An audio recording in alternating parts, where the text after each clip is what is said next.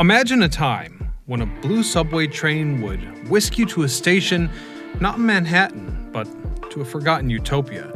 That's right, New York City once offered a line built for the dazzling World's Fair, where riders would ultimately experience a glimpse into the future. But now, only traces remain.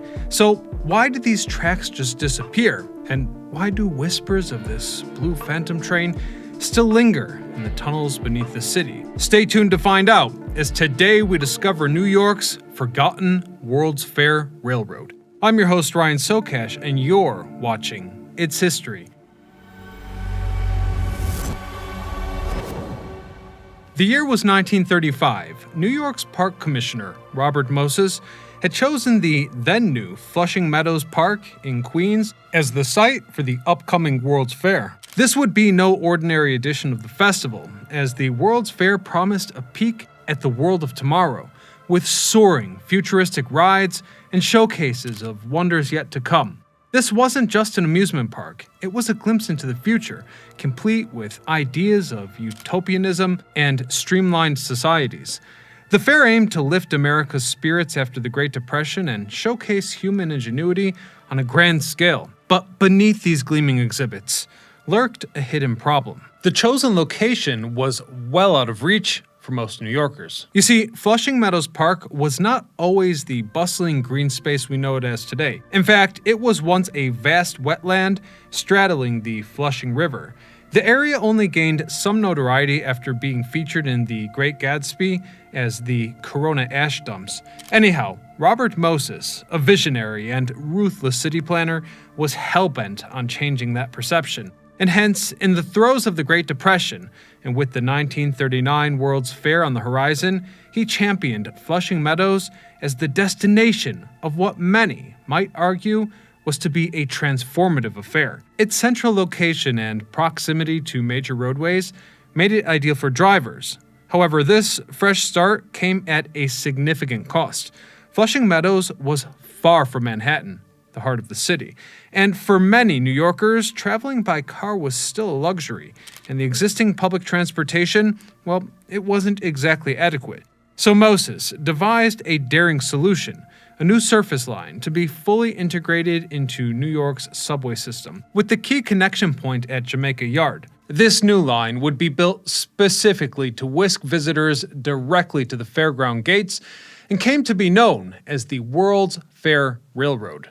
Construction began in early 1938 and was relatively uneventful. Moreover, as the line was designed to be temporary, it was built quickly, using trestles over filled-in swampland. Once completed, it ran for over 8,000 feet, ending at a stub-end terminal called World's Fair Station. Test runs started in April of 1939, and the line officially opened just a month later. The spur branched off at the Queens Boulevard line, or modern-day EFG trains, where it headed over a flying junction at the Forest Hill 71st Street station through Jamaica Yard, along Willow Lake until reaching the dedicated independent rapid transit gate near Meadow Lake, then known as Fountain Lake. This is where visitors would enter the park to experience the World's Fair. But it's also here at this point in the story where we come upon a topic of contention. You see, the World's Fair line had no staying power and wasn't cheap to build. Originally estimated at $1.2 million, it ended up costing $1.7. And these fees were passed down to New Yorkers. To cover the cost, a double fare was implemented for riders on special trains, mostly the GG Local that shuttled passengers directly to the fairgrounds. The line only served its purpose for 2 seasons, with over 7 million riders in 1939 alone, but the fair's closure in 1940 sealed the line's fate. Despite some proposals to make it permanent, the temporary construction and regulations requiring underground lines made it unfeasible. And so it was. The World's Fair line was demolished in 1941, with almost every trace of its existence lost along the way. Although, if we look at modern satellite imagery, we can imagine where the line ran and compare it to this map from the World's Fair, we can easily see where it once ran. In fact, the Forgotten Line's route is now part of the major highways in the area, with only a few signals remaining as silent witnesses to a bygone era. But the story doesn't end here. You see, many had considered this line to be a waste of money, as it was redundant. If we look at this historic map of the fairgrounds in 1939, it becomes clear that both a Long Island Railroad yard and a BMT subway station terminate directly at the main gate. Today, these facilities are known as Met's Willets Point Station and the New York City Transit Corona Yard, and it's kind of important to point out that both have existed since the 1920s and experienced major transformation before the 1939 World's Fair. In fact, Met's Point Station opened on May the 7th, 1927, as a local station named Willets Point Boulevard with only 2 side platforms and 3 tracks. It was rebuilt into the current layout of 3 tracks, 2 side platforms, and a center island platform, specifically for the 1939 New York World's Fair. Whereas, for a side point, the overpass to Flushing Meadows-Corona Park was rebuilt in the early 1940s ahead of the 1964 World's Fair. At this time, the original wooden platforms were replaced with more durable concrete slabs.